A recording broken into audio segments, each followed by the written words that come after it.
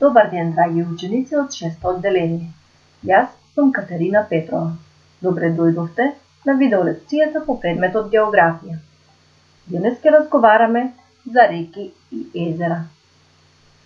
Оваа наставна содржина е дел од наставната тема водна обвивка на земјата, која што уште ја нарекуваме и хидросфера.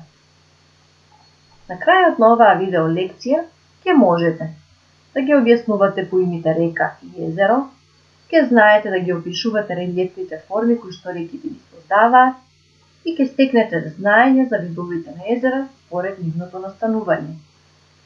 Оваа наставна содржина изобилува со многу нови поими, кои ќе треба да ги запишете во вашата тетрадка. Па да започнеме.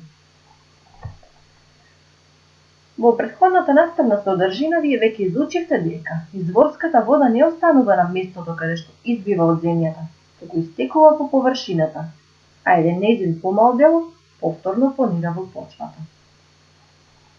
Со истекувањето на водата, зависно од јачината на изворот, најчесто настанува поток.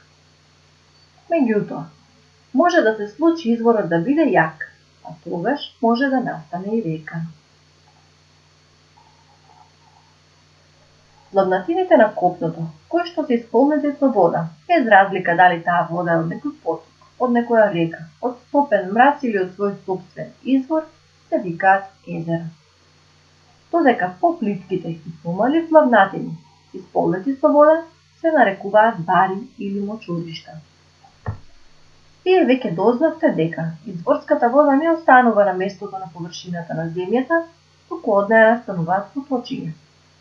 Од повеќе поточиња пак настануваат потоци, а со спојувањето на повеќе потоци настанува река. Реката во која се влеваат повеќе потоци или помали реки се вика главна река, а реките кои се влеваат во неа се викаат притоки. На оваа слика ни е прикажана помала река, чии што води завршуваат во водите на оваа поголема река. Кажавме дека големата река се вика главна река, а оваа помалата се вика притока на главната река. Исто така и на оваа слика можеме да видиме како водите од оваа речна притока се влеваат во водите на оваа главна река. Просторот од кој се слива водата во главната река или во нејзините притоки се вика речен слив. На оваа карта на Јужна Америка може да се види реката Амазон. Речниот слив на реката Амазон на оваа карта е одбележан со црвена граница. Целиот овој простор, односно целата оваа површина натре во оваа црвена граница, припаѓа на речниот слив на реката Амазон. А сите реки од еден слив ја градат пак речната мрежа. На оваа карта, исто така на Јужна Америка, можат да се видат сите реки кои што се притоки на Амазон и сите реки кои што се притоки на притоките на реката Амазон. Сите тие ја сочинуваат речната мрежа на реката Амазон. Земјиштето што ги дели водите на два слива се вика вододелница и тоа најчесто се планините. На оваа карта на Средна Европа можеме да ги видиме планините Алпи. Овие планини се природна вододелница и сите реки што извираат од Алпите течат или јужно, каде што завршуваат во водите на Јадранското море, или северно, односно северозападно, и завршуваат во водите на Северното море, односно Атлантскиот океан. Алпите се природна вододелница. Кај реките разликуваме извор, речен тек и утока.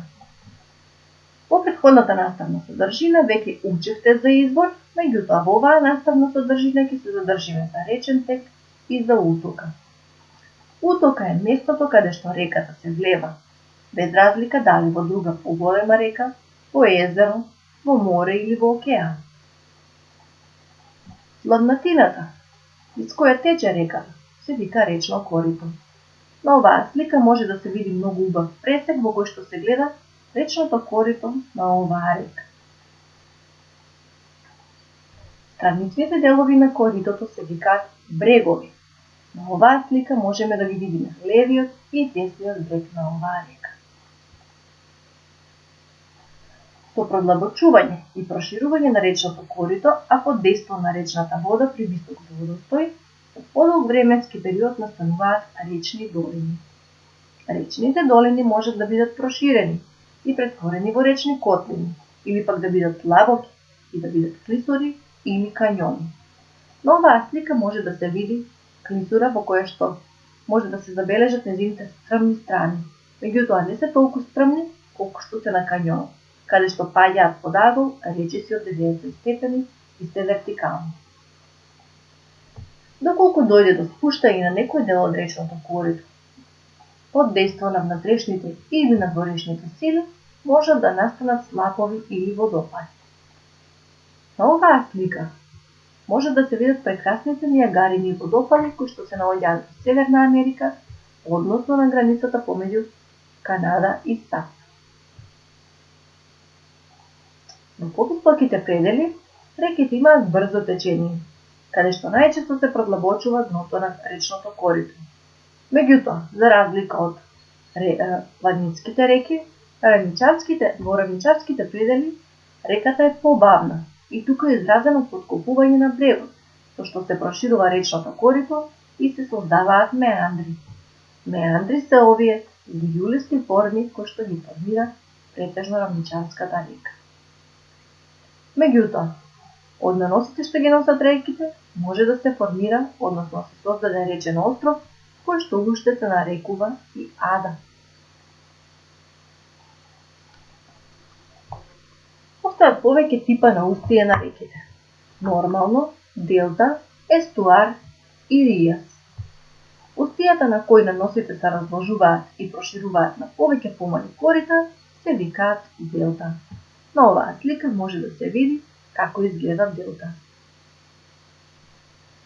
Меѓутоа, доколку коритото кај устието се прошири и морската вода може да навлезе во него, тие форми се викаат естуари. А ријас е речно устие формирано од делумно потопување на речната долина, која што останува отворена кон морето. Реките кои течат низ карстни предели можат да понираат, да се изгубат под површината на земјата и на одредено растојание повторно да се појават. Таквите реки се викаат понорници. Веќе спомнавме дека езера се пламнатините на земјата исполнети со вода. Баш поради тоа кај секое езеро разликуваме два дела, односно езерски басен, т.е. пламнатина, и вода. Езерата настанале под влијание на внатрешните или на надворешните сили, а водата во нив може да биде континентална или сладка, или пак да биде солена вода, доколку езерото некогаш било дел од големото светско море. Езерата се делат на природни езера и вештачки езера. Меѓутоа, природните езера пак од своја страна се делат на котлински или тектонски езера, паровнички или карстни езера, леднички или глацијални езера, вулкански езера или речни езера. Па да започнеме со тектонски, односно котлински езера. Котлинските езера се создадени со спуштање на земјиштето покрај раседи. Поради тоа, овие езера се одликуваат со голема површина и особено голема длабочина. На овие слики ни е прикажано најдлабокото езеро во светот, тоа е Бајкалското езеро кое што се наоѓа во Русија. Меѓутоа, освен ова Бајкалско езеро, котлински, односно тектонски езера има на повеќе места во светот. Па така, Викторијиното езеро во Источна Африка е такво котлинско, односно тектонско езеро, понатаму езерото Ири во Северна Америка, а такви се и нашите три најголеми езера во Македонија: Охридско, Преспанско и Дојранско езеро. Варовничките, односно карстни езера, ги има во карстните предели. Нивните басени се настанати со карстна ерозија. Овие езера, за разлика од тектонските, најчесто се релативно плитки. На оваа слика ни е прикажано такво варовничко езеро, кое што се наоѓа на границата помеѓу Црна Гора и Албанија, тоа е Скадарското езеро. Леднички, односно глацијални езера се создаваат со топење на мразот во некоја плавнатина или пак со спуштање на ледниците во котлинските предели. Овие леднички езера најчесто се создадени на планините. На оваа слика го гледаме Боденското езеро, кое што се наоѓа на границата помеѓу Германија и Швајцарија. Меѓутоа, освен Боденското езеро, има повеќе овакви леднички, односно глацијални езера низ светот. Па такви се Женевското езеро, Сиришкото езеро, такви се езерото Комо и Гарда во Италија, такви се Бледското езеро во Словенија, меѓутоа и во Македонија имаме леднички, односно глацијални езера, а такви се најпознати од нив се Пелистерските очи кои што се наоѓаат на Баба планина. Речните езера настануваат со речна ерозија, кога реката си ги таложи своите речни наноси и формира еден вид на природна брана или насип, формира речно езеро. На оваа слика може да се видат прекрасните Плитвички езера кои што се наоѓаат во Хрватска. Вулканските езера пак лежат во кратерите на изгаснатите вулкани. Вештачките езера се создаваат со подигање на брана, со која што се преградуваат речните долини. Тие се изградени од страна на човекот и служат за најразлични потреби. Најчесто овие потреби се електрична енергија, меѓутоа може да бидат и за наводнување на земјоделските култури, понатаму за напојување на вода на одредени населени места, меѓутоа може да биде и за рекреација. Денес во Македонија има околу 30 поголеми вештачки езера, од кои што едни од поголемите се Козјак на реката Треска и Тиквешкото езеро на Црна река. Предлагам преку прашање да се повтори новата наставна содржина. Од кои делови се состои реката? Каква може да биде потоката на реката? Како настануваат речните острови? Како се делат езерата според настанокот? Кои езера се тектонски или котлински? Како настануваат ледничките езера? И зошто човекот ги создава вештачките езера? А сега, обидете се да пронајдете и идентификувате во вашите атласи колку можете повеќе од новите поими со кои што се сретнавте на оваа наставна содржина. Ви благодарам на вниманието.